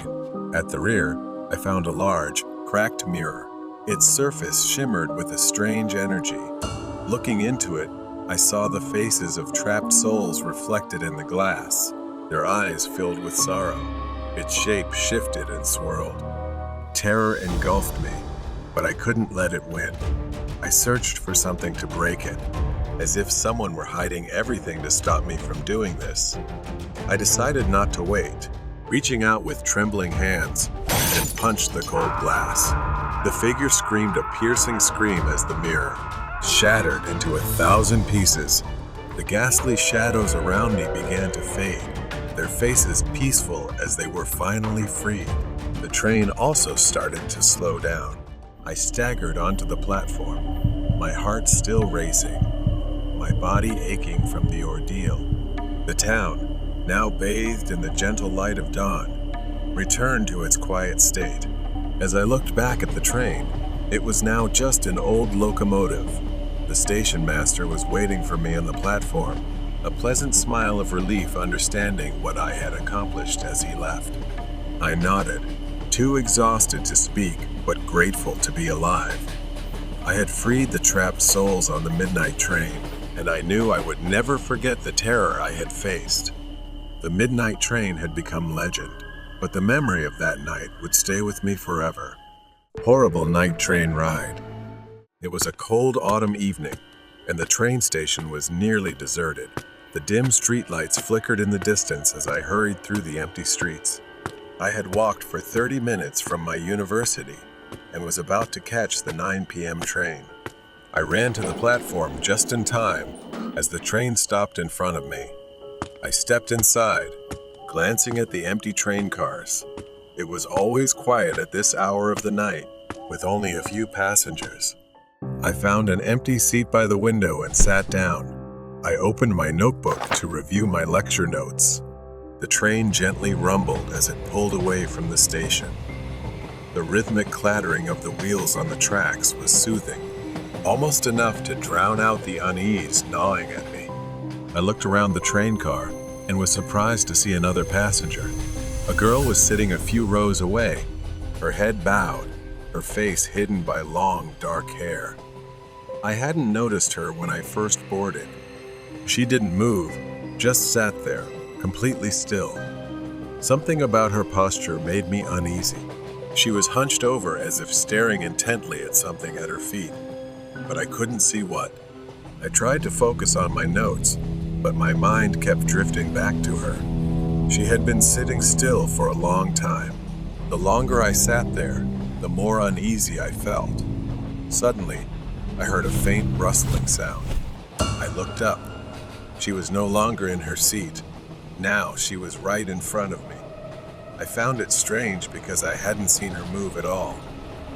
A moment ago, she had been several rows away, and now here she was, her pale face directly in front of me. Her skin was almost ghostly white, and her eyes were wide, black, and empty, staring at me without blinking. Then she smiled, a smile that made me jump in fear. She began to speak, her voice soft, whispery, and strange. She greeted me and introduced herself as Jan. She then asked for my name. For a moment, my throat went dry, and I couldn't speak. I hesitated, stammering my name. Her smile grew wider, and she tilted her head slightly as if studying me. Nice to meet you, T. Her eyes never blinked, just stared straight into me. I felt a bit uncomfortable, but I tried to remain calm. I told myself she was just a strange student, maybe someone a little socially awkward. After an awkward silence, she finally spoke. She asked me if I had noticed anything strange and why this train was so empty. Then, with a curious tone, she asked if I had heard the rumors. My heart skipped a beat. She leaned closer, whispering, People have gone missing on this train. Everyone at school knows about it. That's why I usually don't take this train. But tonight, I had no choice. Her words sent chills down my spine. I hadn't heard any rumors, but the way she said it, the intensity in her eyes, it gave me goosebumps. I forced a smile, trying to break the tension. I had never heard that story before. I glanced around the empty train car. The train kept moving, the world outside darkening. Suddenly, Jan's expression changed. She froze, her eyes wide as she whispered, trembling, asking if I could hear something. I frowned, straining my ears to listen. I listened harder, but all I could hear was the sound of the train on the tracks and the engine. Her eyes were fixed on the window, her face creased with fear. It's getting louder, She said. Listen carefully. I just wanted to ignore her, to dismiss whatever she was saying. Then, I saw it. A shadowy figure, flickering in and out of view, running alongside the train, its limbs long and distorted. It moved unnaturally fast. I asked what it was, but she didn't answer, her face pale with fear. She whispered, It's coming. The train shook. The lights flickered for a moment. I jumped, gripping the edge of my seat. The lights flickered again, and when they came back on, Jan was gone. I blinked, my mind reeling. How could she have disappeared like that? I stood up, looking around the car, but there was no sign of her. The train began to slow down. The door slid open, and a thick darkness enveloped me. I couldn't see anything. My heart pounded in my chest as I backed away, my breath visible in the cold air. And then I felt it, a cold hand gripping my shoulder. Horrible night train ride. From behind, I felt an icy hand gripping tightly on my shoulder. I froze, my breath catching in my throat as the cold fingers tightened. Slowly, I turned my head, but there was no one there. I staggered back out of the compartment, my body shaking as I looked around frantically. The train was still there, silent and motionless on the tracks. I don't know where I am. The only light comes from the flickering light of the train window. I started walking along the length of the train, hoping to find some clue about where we had stopped. My footsteps crunched heavily on the gravel. Then, I heard a faint rustling noise behind me. Instinct told me to run, but I didn't know where to go. My only option was to go back inside. I couldn't stay out here, but the thought of stepping back into that strange train filled me with fear.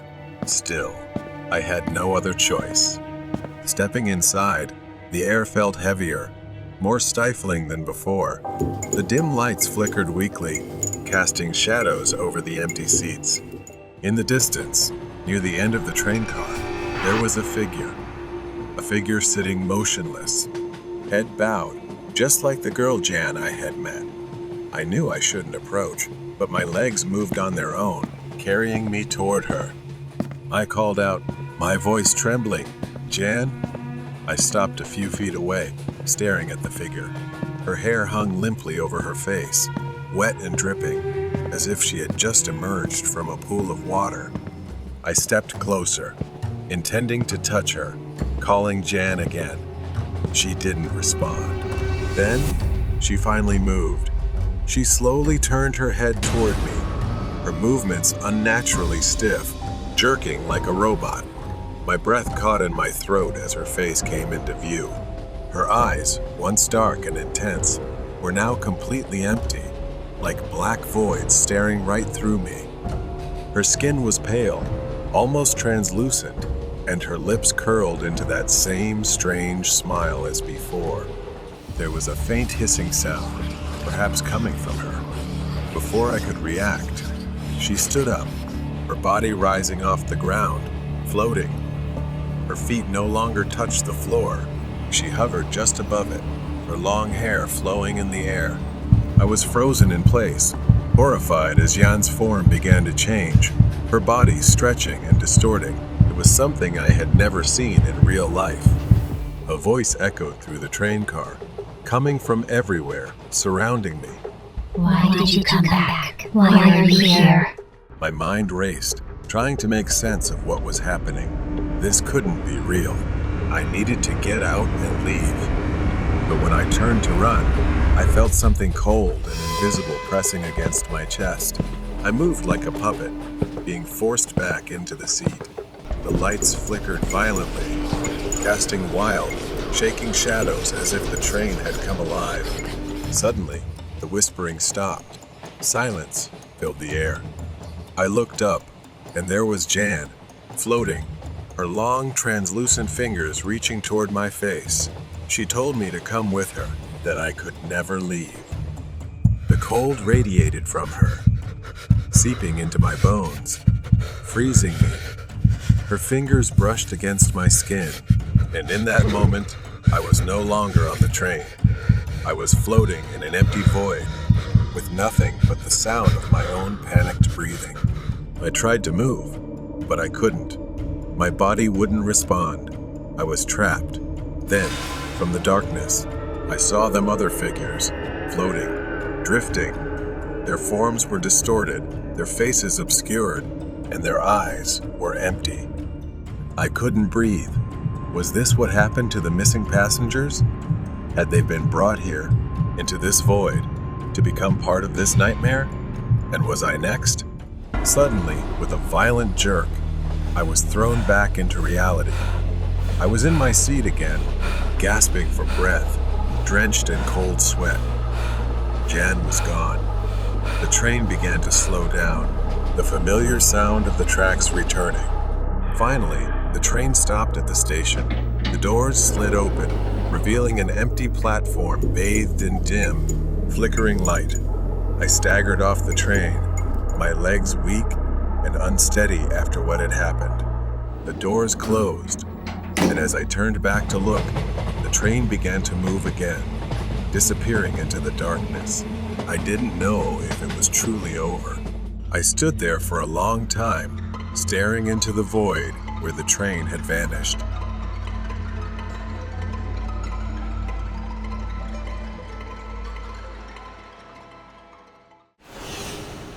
Killer in the Rain. It's late spring in a rural area with vast stretches of wilderness. My small house stands alone in the vast darkness, surrounded by trees, the type of isolation I always dreamed of before moving here.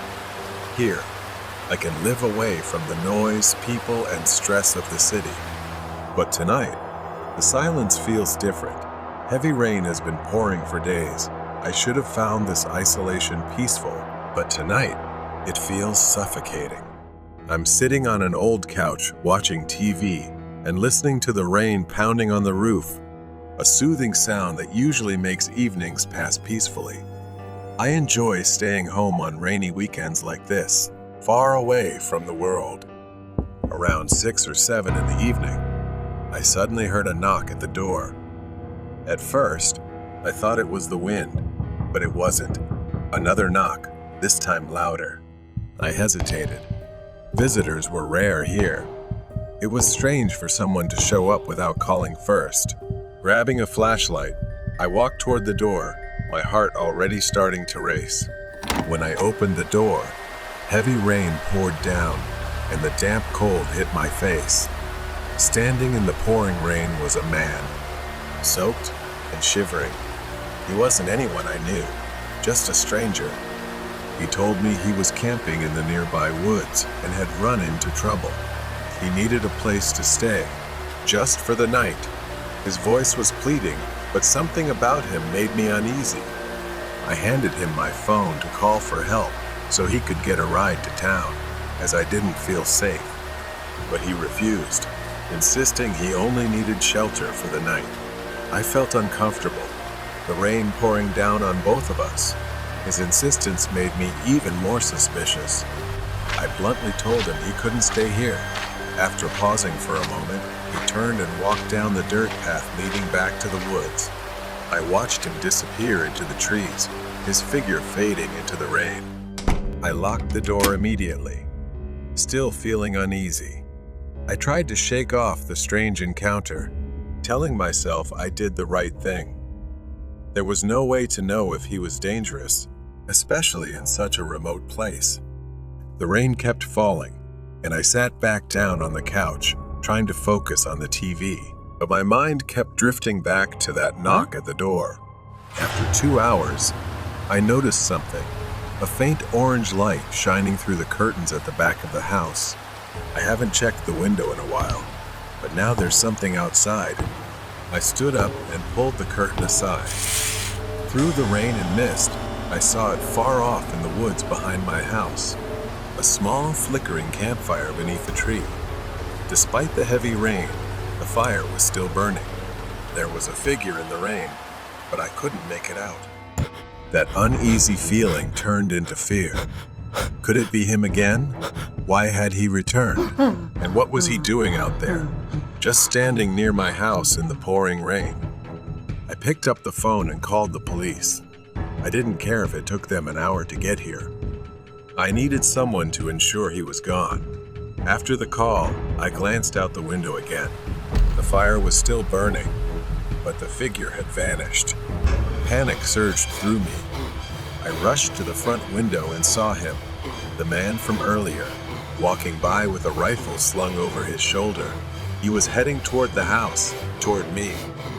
I staggered toward the closet in the hallway, my hands shaking as I grabbed the handgun and rubber bullets. I had bought it for protection, but I never really thought I would need it.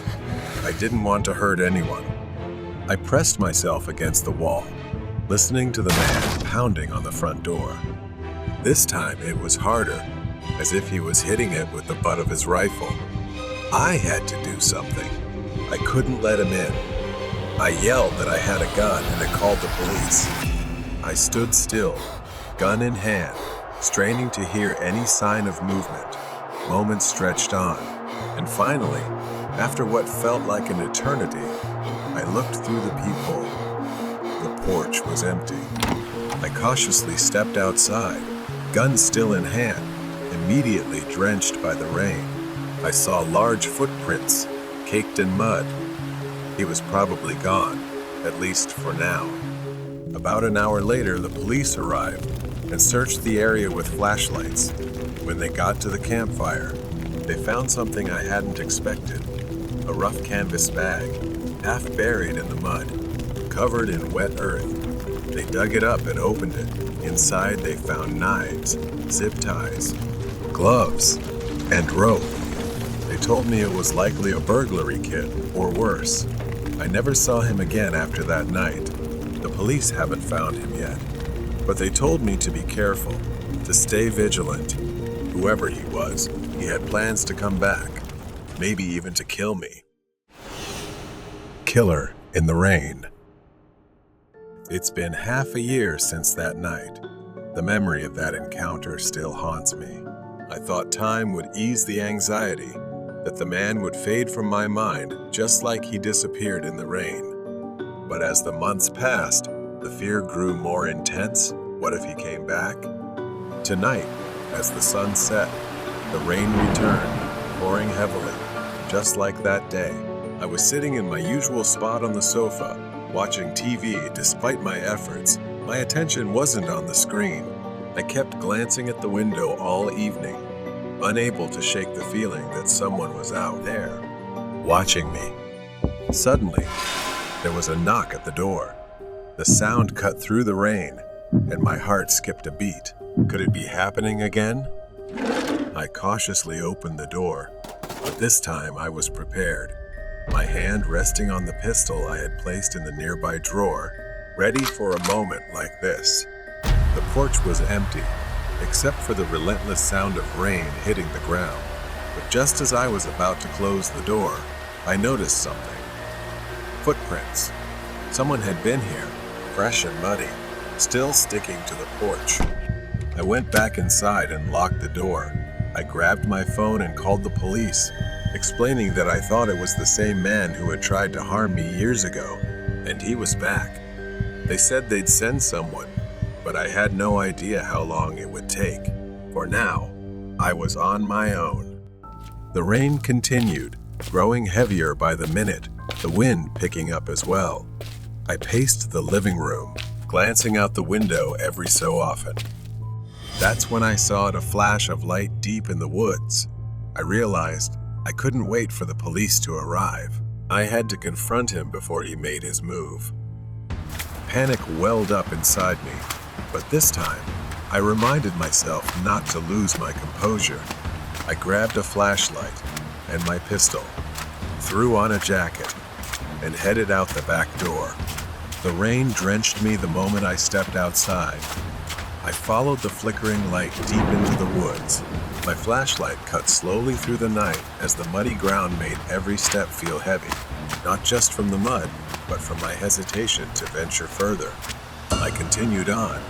As I ventured deeper, my steps became slower and more cautious. Then I crouched behind a tree to get a better look. It was him, unmistakable with the scar on his face. He was there, standing by the fire, his back to me. And in his hand was something different this time, not a rifle, but an axe. I froze, my heart pounding in my chest. The rain sizzled on the fire. I didn't know what he was doing, pacing back and forth, muttering to himself as if planning something. Suddenly, he stopped and turned toward my house. My house. He started walking, a strange smile spreading across his face. At first, he walked slowly, but then his pace quickened, the axe swinging in his hand as if he were preparing for a bloody hunt. He approached the house. I didn't have time to think he only had an axe after all. I pulled out my pistol and stepped out from behind the tree, shouting for him to stop, but he didn't stop. He kept walking, eyes fixed on my house, as if I weren't even there. I fired a warning shot into the air. The sharp sound cut through the rain and thunder. He stopped. For a moment, everything was still, as if the world itself held its breath. Then he turned to face me, cold, empty eyes and that twisted, horrifying smile. He raised the axe above his head. Before I could react, he charged. I fired twice. One shot missed, but the other hit his leg. He staggered, like a zombie, but still got up, the axe still raised. I shot again, this time hitting him in the shoulder. He dropped the axe, collapsing to the ground with a pained scream, unable to bear it anymore. Rain poured down on both of us. The fire flickering wildly in the wind. I stood over him, the gun still aimed, my hands trembling, uncontrollably. Finally, I heard the sound of sirens in the distance. The police were coming. They surrounded the man, disarmed him, and pulled him to his feet. He glared at me as they dragged him away, his eyes filled with hatred. I returned to my house, locking the door behind me, and collapsed onto the sofa. The rain continued outside, but it no longer felt suffocating. For the first time in a long while, I finally felt truly safe. Haunting delivery trip. I was working for a food delivery platform on weekends to make some extra money. Between my main job and this side gig, I often felt exhausted. It was past 9 p.m. when I started my shift, picking up small orders and delivering them to random houses. After my first delivery, I drove around the area for a while, waiting for something to come through. 20 minutes passed with nothing. Just as I was about to give up, my phone buzzed with an order for just 1 tacos and a drink. I confirmed the order and headed to the restaurant to pick it up. After grabbing the order, I began the 10-minute drive to the customer's house. It was a normal neighborhood, nothing unusual. As I approached a red light, I noticed a pickup truck stop next to me. Instinctively, I glanced over. The guy in the truck was leaning out of the window, staring straight at my car. I looked away when the light turned green and pressed the gas. I glanced in my rearview mirror. The truck was now in my lane, driving a short distance behind me. As I approached the neighborhood where I was making the delivery, the truck was still behind me. Was he following me? The route was mostly straight, so I wasn't sure if he was just heading in the same direction. I tried to stay calm, but the moment I turned into the neighborhood, I knew. The pickup truck turned in too. Maybe he lived here, I thought. I continued driving through the quiet suburban streets, following the GPS until I reached the final road, a dead end. I braked and parked on the side of the road near the house number I had to deliver to. The truck followed and parked behind me. I sat there, frozen, trying to come up with a plan for the worst-case scenario. What was this guy doing? Was he really following me? I glanced at my phone and saw a message from the customer asking, "When will the food arrive?" Could it be the guy in the truck? Was he the customer waiting for me to step out? I felt more trapped than ever. The man got out of the truck. My heart pounded as I watched him slowly approach my car. He stopped right by my trunk, his face partially hidden in the shadows. Then, out of nowhere, he grabbed something like a metal rod and slammed it into my rear windshield. The glass shattered around me. I screamed and, without thinking, instinctively slammed my foot on the gas. The man jumped onto the back of my car, nearly lying flat as he tried to crawl through the shattered window. I swerved sharply, making a U-turn, and felt him fall off the car. My hands trembled as I maneuvered between the trucks. In the rearview mirror, I saw him stumbling in the street as I sped away. My hands shaking, I picked up the phone to call the police. By the time the police arrived, the man had vanished. All they found were shards of glass scattered across the road. They searched the area, but he was gone.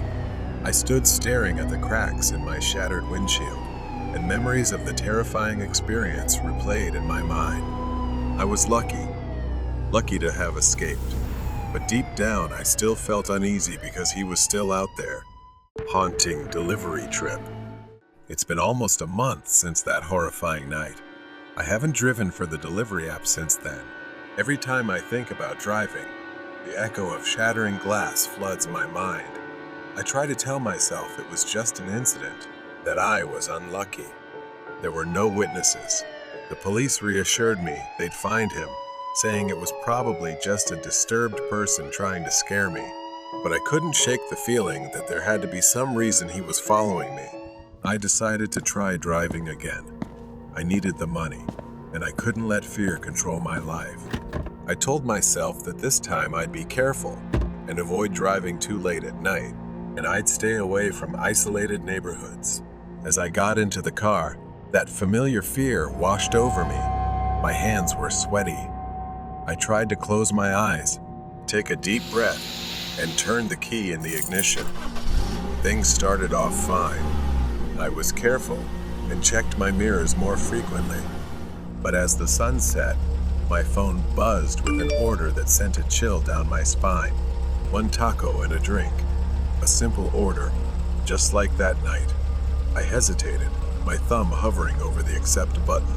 I figured it was just a coincidence, so I accepted the order. A light drizzle had begun. The drive to Taco felt eerie, as if I was retracing the same steps as that night. I picked up the order and placed it on the passenger seat. As I drove to the delivery address, waves of anxiety hit me.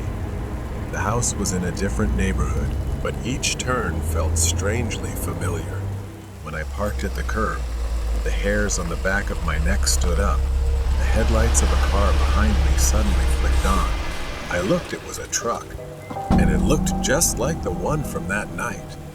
Panic set in as the truck rolled closer, its blinding headlights on full beam.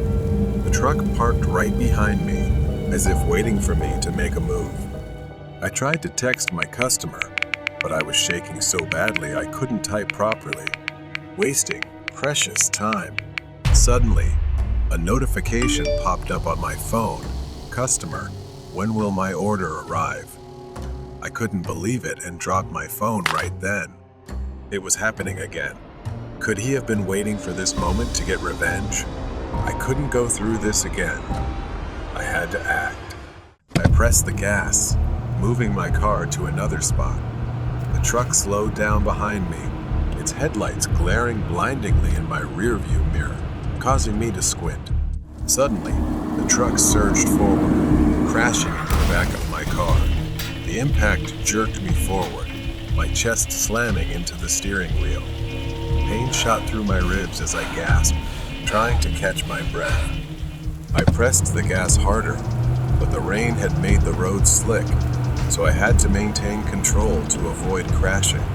Panic hit me as he pulled up alongside, rolled down his window, and gave me a sinister smile. Another slam. The back of my car crumpled, and I felt something wet trickling down my head. My head had been injured and was bleeding from the impact against the window when he rammed me again. I braked hard, dazed, my vision blurring from the blood running down my face and the sharp pain in my side. But I couldn't give up. I grabbed my phone and dialed 911 for help. I could see his silhouette through the rain, stepping out of his truck. I refused to give up, flooring the gas and driving blindly. My car slammed into a tree. Desperate to survive, I fumbled for the door handle, trying to get out before he got too close. In the distance, I could hear him screaming angrily. I forced myself to run, sprinting toward the woods at the edge of the road. Suddenly, I tripped. My ankle twisted and sharp pain shot up my leg. I couldn't move. He was almost on top of me, his shadow looming as I tried to crawl toward the edge of the road. I turned to face him. He raised the crowbar high above his head, ready to strike, and I screamed. But then, the sound of police sirens cut through the quiet rain. He froze, trying to run, but it was too late. The police used a taser and tackled him to the ground. He was finally caught. I fainted, slowly losing consciousness. Paramedics loaded me into an ambulance, and a wave of relief washed over me. The nightmare was finally over. Hide and seek in an abandoned house. Today, I decided to ignore my parents' warnings and meet up with my friends to play hide and seek in the old abandoned house near the woods. I remember everything clearly: the musty air, the creaking floors, and the thrill that washed over me as we sneaked into the dilapidated building. Jack, Rian, Lexi, and I. We loved adventure and the adrenaline rush, but nothing could compare to the mystery of that house. The house was surrounded by barbed wire, with the gate tightly locked. But we found a small hole in the wall, hidden behind overgrown grass, just big enough for us to crawl through one by one. As soon as I stepped inside, I felt something was off, but I couldn't pinpoint what it was. We decided to play hide and seek. It was my turn to seek, so I closed my eyes and started counting. The others scattered throughout the house, laughing, their footsteps echoing through the empty rooms. 98, 99, 100. I opened my eyes and immediately went searching for my friends. It didn't take long to find Lexi and Rian, but Jack was different. He was always better at hiding. I searched every nook and cranny, every room, until I caught a glimpse of a shadow darting by. Got you, Jack. I mumbled and ran after him. But something was strange. The shadow seemed faster, slipping around corners as if leading me on. My excitement turned into doubt and fear. No matter how close I thought I was, the shadow always evaded me, disappearing just as I was about to catch up.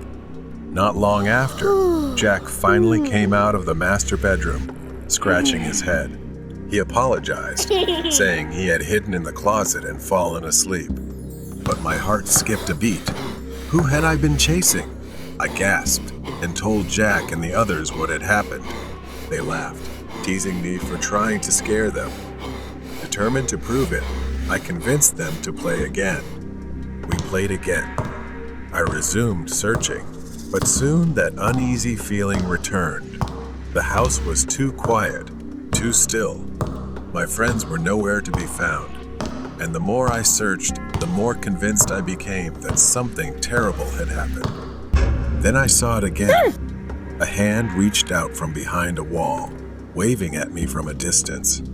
Suddenly, I noticed a pair of shoes on the ground, just like Lexi's. I called out, but she didn't answer. The hand waved at me again from afar. I moved closer, but as I approached, the hand disappeared. I chased after it, only to find another arm waving from the top of the stairs. No matter how fast I ran, I couldn't find anyone. Then I saw a face that looked like Rian's in the window. He stood still, staring at me with wide, terrified eyes. I knew something was wrong. I pressed my face against the window to get a closer look, and it was a child, about our age, but with a wrinkled, aged face, eerie and twisted. His clothes were stained with red patches, and I froze when I saw him holding something, a long, rusted, sharp metal rod. Before I could move, he spoke in a chilling voice. "Oh, you found me. Now it's my turn." He grinned widely, then began counting. 1, 2, 3. Panic surged through me. I didn't take the steps one by one. I bolted down the stairs as fast as I could. His laughter echoed behind me. I remembered the secret closet Jack had hidden in earlier. In desperation, I dove inside, pulling the door shut and holding my breath as I listened. I didn't dare make a sound. I squeezed my eyes shut, praying he would leave. I must have passed out from lack of oxygen. When I woke up, I was in the hospital. It turned out my parents and the police had been searching for us all night, and my friends had managed to escape to alert them. Later, we found out that he was the escaped mental patient the police had been searching for. Because he was as short as a child, he had crawled through the hole in the back wall and turned the abandoned house into his temporary hideout. His favorite thing to do was play hide and seek with children, and then harm them in various ways. The most terrifying part, the police still haven't caught him. Stalker at the bus stop. A quiet and snowy Sunday evening. I was sitting at the bus stop, looking at my phone, and realized I had missed my bus. I started to shiver as the weather grew colder. Time passed slowly. I pulled out my phone again, put on my earphones, and selected a song to forget the uncomfortable cold. I looked around. realizing I was completely alone. No cars, no pedestrians, just an endless, empty street. Nearly an hour went by, and the bus was still nowhere in sight. I checked my phone again. The screen showed no updates on the bus's arrival, and the battery was dangerously low. A while later, I sensed some movement. A man wrapped in several layers of thick clothing, his face obscured by a knitted hood. The man walked with a strange, almost unsteady gait, as if he wasn't sure where he was going. I froze but tried to focus on my phone, not wanting to draw attention. The man approached the bus stop and sat at the opposite end of the bench. My discomfort grew. I glanced at the man, noticing part of his face exposed under the hood, a gaunt, pale face with eyes that seemed unfocused, distant. The man was muttering something to himself, his words slurred and incoherent. I shifted uncomfortably, sensing that something was off about this person. He moved closer, almost imperceptibly at first, but with each subtle shift, he inched toward me. My unease turned into panic as the man continued to slide closer, his gaze fixed on me in a strange, unsettling way. I felt a chill run down my spine. Suddenly, I felt the man's presence right next to me. The tension was unbearable. I quickly stood up, grabbed my bag, and started walking away from the bus stop. The man, still sitting there, tilted his head to the side, his eyes never leaving me as I walked away. I quickly walked away. I reached the next bus stop and finally felt somewhat relieved.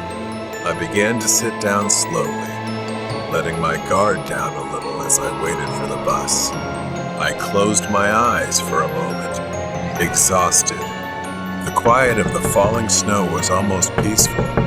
Suddenly, a loud and rapid knock shattered the silence. My eyes shot open, my heart racing, and I slowly turned around to see the man from the previous bus stop, standing on the other side of the glass, his face pressed against it, grinning maniacally. His eyes were wide, staring straight at me without blinking. He kept knocking on the glass, his breath fogging up the surface. Panic flooded my body. I quickly stood up and backed away from the glass. The man began moving, circling around, his gait more erratic than before. His footsteps grew closer. I backed away, yelling at the man to stay away. However, the man was undeterred. He raised his hand, reaching out as if to do something to me. Luckily, I reacted just in time, darting off the sidewalk as the man lunged toward me. In a strange, inexplicable way, he slipped forward, his face slamming hard into the cold, icy pavement. The sound was horrifying. I stood there, frozen, trying to make sense of what had just happened. It was so bizarre. I watched in horror as blood began to pool around the man's face, staining the snow with a deep red. My mind raced as I tried to process what had just occurred.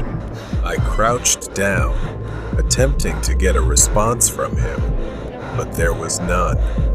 I sat down on the curb, my hands trembling as I pulled out my phone and called for help.